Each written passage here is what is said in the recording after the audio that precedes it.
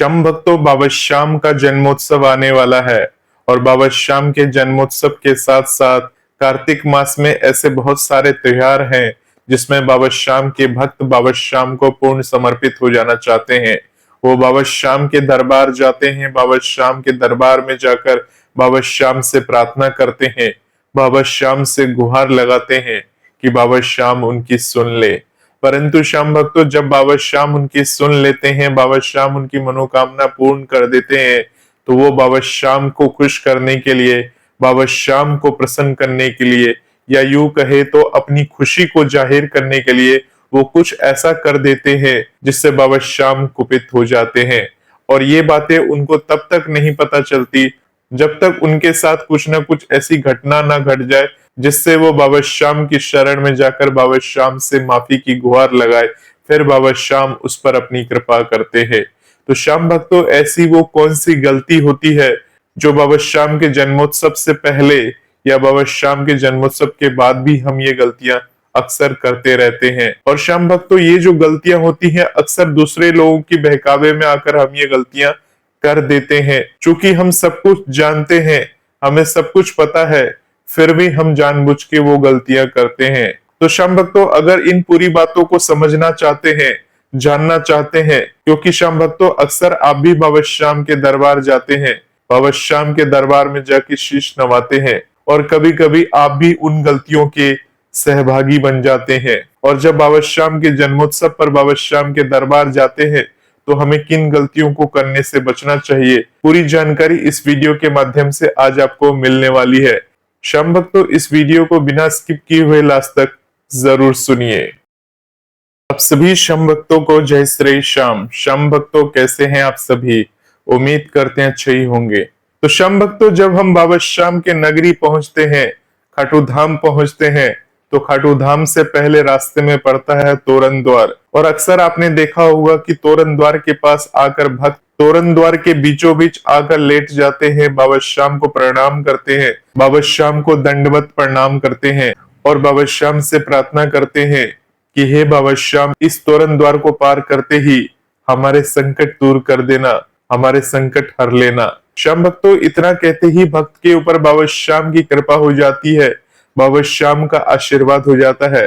परंतु जब भक्त के ऊपर बाबा श्याम की कृपा हो जाती है तो भक्त अपनी खुशी जाहिर करने के लिए अगली बार जब खाटू धाम आता है, खास तौर से जब बाबा श्याम का जन्मोत्सव है या बाबा श्याम का कोई उत्सव का माहौल है, उस समय जब बाबा के दरबार पधारता है तो अपने साथ काफी सारे पटाखे लेकर आता है और उन पटाखों को लाकर तोरण द्वार पर प्रज्वलित करता है और अपनी खुशी जाहिर करता है। श्याम भक्तों, पटाखे जला के वो भक्त तो अपनी खुशी जाहिर कर देता है, बहुत ही खुश होता है जब वो पटाखों में आग लगाता है। और जब वो पटाखे आकाश में जाकर फूटते हैं और दुनिया भर की पोल्यूशन छोड़ते हैं तो उसे देखकर वो भक्त और ज्यादा खुश हो जाता है और जोश जोश में जितने भी पटाखे होते हैं सारे के सारे पटाखे चला देता है। परंतु श्याम भक्तों, यहाँ पर उस भक्त से भारी गलती हो जाती है।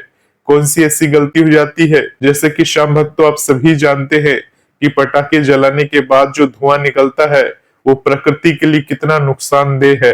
प्रकृति में और भी जीव जंतु रहते हैं, जैसे पशु पक्षी हैं, तो पशु पक्षी को तो नुकसान पहुंचता ही पहुंचता है। साथ ही साथ श्याम भक्तों, जो सोचिए आपके आसपास जो लोग खड़े रहते हैं वो लोग भी उस पटाखे का शिकार हो जाते हैं।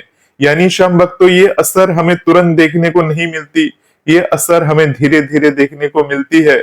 परंतु श्याम भक्तों, जब आप पटाखा चलाते हैं तो उससे एक तो शोर उत्पन्न होता है, यानी नॉइज उत्पन्न होता है, और दूसरी बात, उस पटाखे से जहरीला धुआं निकलता है जो हमारे स्वास्थ्य को नुकसान पहुंचाता है, साथ ही साथ जीव जंतुओं को भी नुकसान पहुंचाता है। तो श्याम भक्तों, जब आप बाबा श्याम के दरबार में पधारते हैं और इस प्रकार से पटाखे प्रज्वलित करते हैं तो पटाखे फूटने के बाद उसका जो कचरा होता है वो सारा कुछ वही तोरण द्वार पर बिखर जाता है।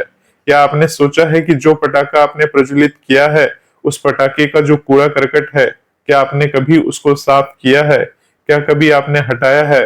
नहीं हटाया होगा, क्योंकि जब भी आप बाबा श्याम के दरबार तोरण द्वार के पास आते हैं तो वो जगह आपको साफ सुथरी मिलती है। क्योंकि श्याम भक्तों, कुछ नेक दिल लोग भी हैं जो बाबा श्याम के दरबार को साफ रखते हैं, खाटू धाम को साफ रखते हैं। श्याम भक्तों, आपको इस उदाहरण से समझना चाहिए कि जिस प्रकार से पशु पक्षी जो होते हैं दिन भर अपना कार्य करते हैं और रात्रि के समय वो विश्राम करते हैं, परंतु श्याम भक्तों आप जोश में आकर आपने इतने सारे पटाखे चलाए, इतना कुछ किया, इतना शोरगुल किया, खटोधाम में आकर बाबा श्याम की नगरी को पूर्ण रूप से प्रदूषित किया। तो क्या आप जानते हैं कि बाबा श्याम इन बातों से आपसे खुश होंगे? हालांकि श्याम भक्तों आप में से बहुत सारे श्याम भक्त ये बोलेंगे ये तो बहुत सारे लोग करते हैं, कंपनियां ऐसे पटाखे बनाती ही क्यों हैं अगर ये जलाना नहीं है?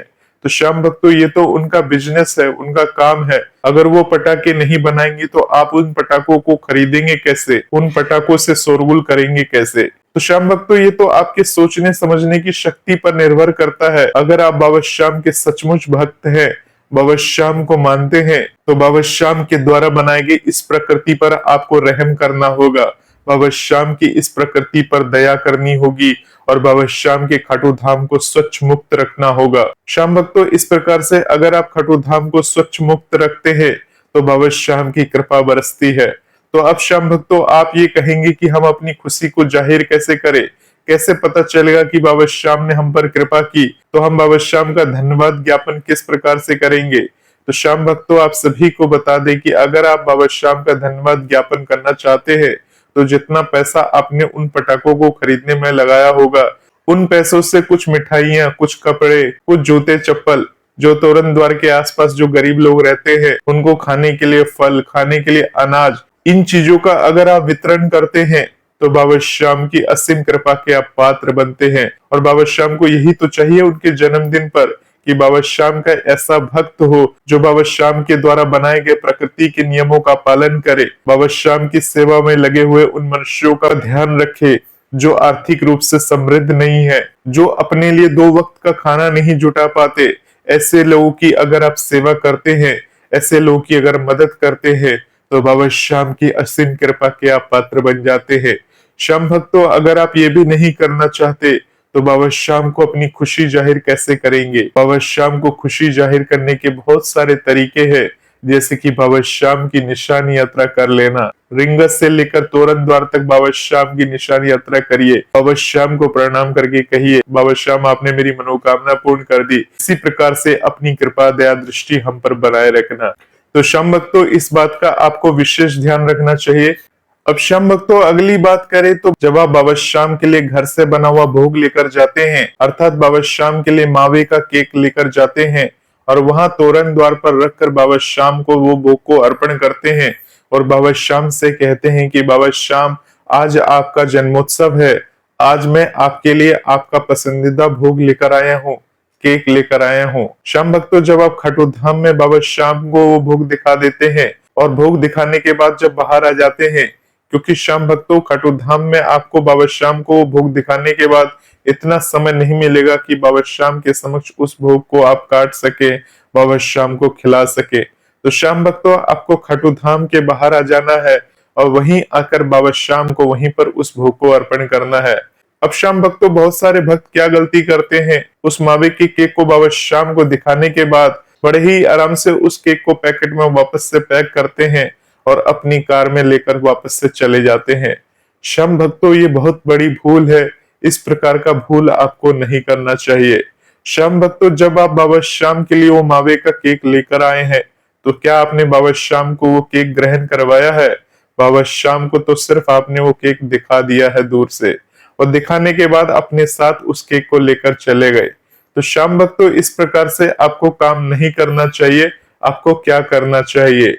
तो श्याम भक्तों आप जब बाबा श्याम को वो केक अर्पण कर देते हैं और उस केक का भोग लगाने के बाद बाबा श्याम को दिखाने के बाद आपके परिवार में जो भी सदस्य है सबको थोड़ा थोड़ा केक वितरित कर देना चाहिए और जब केक बच जाए तो बाकी के श्याम भक्तों में वहां पर वितरित कर दीजिए। अगर कोई श्याम भक्त आपसे वो केक नहीं ले रहा तो जो वहां खाटू धाम में बहुत सारे गरीब लोग हैं, खाटू धाम में बहुत सारे ऐसे गरीब बच्चे मिल जाएंगे जो आपके आसपास में घूमते हुए मिलेंगे, उन बच्चों को आप वो केक दे सकते हैं। श्याम भक्तों इस प्रकार से उस केक को बचाकर अपने घर नहीं ले जाना है। अगर आपके घर में कोई बुजुर्ग है जो नहीं आ पाया है या घर में कोई और सदस्य है तो थोड़ा प्रसाद के रूप में अपने पास बचा ले और बाकी का जो है वहीं पर वितरण कर दे बाबा श्याम के नाम से। तो श्याम भक्तों इस प्रकार से उस केक का बाबा श्याम को भोग लग जाता है और बाबा श्याम आपके उस केक को स्वीकार कर लेते हैं। परंतु श्याम भक्तों, होता क्या है, इसके विपरीत ही होता है। मैंने कई बार खाटू धाम में या कई श्याम बाबा के अन्य मंदिरों में भी देखा है, लोग केक का अक्सर भोग लगा लेते हैं और भोग लगाने के बाद उसे पैक करके अपने घर लेकर चले जाते हैं। तो श्याम भक्तों, अगर इस प्रकार से आप करते हैं तो यह आपके स्वार्थीपन में आ जाता है। यानी ये बात हो जाती है कि खुद का खाया खुद का पचाया, इस प्रकार से एक कहावत हो जाती है, जो कि आपको नहीं सोचना चाहिए और इस प्रकार से मर्यादित होकर बाबा श्याम की आपको आराधना करनी चाहिए। अब श्याम भक्तों, तीसरी भूल की बात करें तो जब बाबा श्याम के दरबार में बाबा श्याम के जन्मोत्सव वाले दिन हम बाबा के दरबार में पहुंचते हैं, बाबा श्याम को देखते हैं, तो बाबा श्याम के समक्ष खड़े होकर बाबा श्याम की जय जयकार लगाते हैं, बाबा श्याम की आराधना करते हैं। श्याम भक्तों, ऐसा होना भी चाहिए। परंतु श्याम भक्तों, साथ ही साथ हमें याद आ जाता है कि आज हमें बाबा श्याम से अपने घर के लिए अर्जी लगानी थी, आज हमें बाबा श्याम से इस चीज के लिए मन्नत मांगनी थी, और हम बाबा श्याम के समक्ष रोने लग जाते हैं और बाबा श्याम से भिखारी की तरह मांगने लग जाते हैं। श्याम भक्तों, उस दिन बाबा श्याम का जन्मोत्सव है। अगर आप बाबा के दरबार में पधार रहे हैं, बाबा के दरबार में उपस्थित हैं, तो आपका पहला काम होना चाहिए बाबा श्याम के जन्मोत्सव पर जाकर बाबा श्याम को बधाई देना, बाबा श्याम को कहना कि बाबा श्याम, आपकी जन्मदिन पर आपको हार्दिक बधाई। आप अपने इस नालायक भक्त का बधाई को स्वीकार करिए। बाबा श्याम, अपना ध्यान रखिए। बाबा श्याम, आप हमारे साथ सदा रहिए, हमारे परिवार के साथ सदा रहिए। इस प्रकार से बाबा श्याम को वहां खड़े होकर रिझाना है, बाबा श्याम से कहना है। परंतु इसके विपरीत लोग क्या करते हैं, खाटू धाम में जाकर बाबा श्याम से तरह तरह की चीजें मांगने लगते हैं। बाबा श्याम से कहते हैं कि बंगला दे दीजिए, बाबा श्याम से कहते हैं गाड़ी दे दीजिए, बाबा श्याम से कहते हैं गरीबी है, रुपए पैसे दे दीजिए, या कर्ज में फंसे हुए हैं, संकट दूर कर दीजिए। श्याम भक्तों, बाबा श्याम ये सब कुछ जानते हैं और बाबा श्याम के जब दरबार में आप पधारे हैं तो ये सब छोड़कर बाबा श्याम को बधाई दीजिए, ताकि बाबा श्याम आपके संग हो जाए और ये सब जो परेशानी आपके साथ चल रही है, ये परेशानी अपने आप स्वतः ही दूर हो जाए। तो श्याम भक्तों, बाबा श्याम की ये महिमा है, ये समझना है कि बाबा श्याम के दरबार में उपस्थित होकर बाबा के दर्शन करे, बाबा श्याम के समक्ष मंगल कामना करे, बाबा श्याम के समक्ष उपस्थित होकर बाबा श्याम को बधाई देना चाहिए। श्याम भक्तों, ये अपने आप में बहुत बड़ी बात होती है। अब श्याम भक्तों, आप में से बहुत सारे श्याम भक्त बोलेंगे, तो क्या बाबा श्याम से अर्जी नहीं लगाएं? क्या अर्जी वाला नारियल लेकर नहीं जाएं? जरूर लेकर जाइए। अगर आपने पहले से अर्जी लगा रखी है बाबा श्याम से, तो अर्जी वाला नारियल लेकर जाइए और खाटू धाम में बाबा श्याम को दिखाकर अर्पण कर दीजिए। वहीं पर बाबा श्याम से कह दीजिए कि बाबा श्याम, ये अर्जी वाला नारियल भी लाया हूँ, कई दिन पहले लगा के रखी थी पर आपने आज तक नहीं ध्यान दिया। अब ये अर्जी वाला नारियल तो स्वीकार करो ही करो, साथ ही आपको आपके जन्मदिन की हार्दिक बधाई। बाबा श्याम, यूं ही मेरे परिवार के साथ हमेशा रहना, अपनी दया दृष्टि हमारे परिवार के ऊपर बनाए रखना। अब श्याम भक्त, तो ये वाली जो बात मैंने बोली है, ये मैंने अपने लिए बोली है, यानी मैं गया हूँ बाबा को धन्यवाद देने के लिए, परंतु मैं इस तरह से बोल रहा हूँ। तो श्याम भक्तों, इस प्रकार से भी आपको नहीं बोलना है, बस बाबा श्याम से बोलना है, बाबा श्याम सदा ही आपकी जय हो। अगर आपको कभी भी भूख लगे तो आप अपने इस दास को याद कर लीजिएगा। बाबा आपके इस दास से जितना सामर्थ्य बनेगा, आपके लिए वो चीज उपलब्ध करा देगा। बस बाबा श्याम, अपने घर को भूलना मत, अपने घर को हमेशा याद रखना। आपको जन्मदिन की हार्दिक बधाई। इस प्रकार से बाबा श्याम को जन्मोत्सव की बधाई देनी है, बाबा श्याम से प्रार्थना करनी है, बाबा श्याम से विनती करनी है। अब श्याम भक्तों, जितनी बात मैंने इस वीडियो के माध्यम से आपको बताई है, इस बात पर कितना अमल करना है, कितना अमल नहीं करना है, ये तो आप भली भांति जानते हैं। बाबा श्याम ने आपको विवेक दिया है, बुद्धि दिया है, तो आप भली भांति उन सभी बातों को समझ सकते हैं। तो श्याम भक्तों, ये कुछ खास बातें थी जिन्हें आपको हमेशा याद रखनी चाहिए। अगर बाबा श्याम के जन्मोत्सव पर बाबा के दरबार में जा रहे हैं, तो इतना काम तो आपको करना ही चाहिए। हालांकि श्याम भक्तों, इस दुनिया में बहुत सारे ऐसे लोग हैं जो सच्चाई को पूरी तरह से जानते हैं, फिर भी वही काम को वो करते हैं। श्याम भक्तों, जिस प्रकार से आपने देखा होगा कि एक स्मोकिंग के पैकेट में जिस प्रकार से मेंशन किया होता है कि ये स्वास्थ्य के लिए हानिकारक है, फिर भी लोग उसको पीते हैं, अपनी जान को जोखिम में डालते हैं।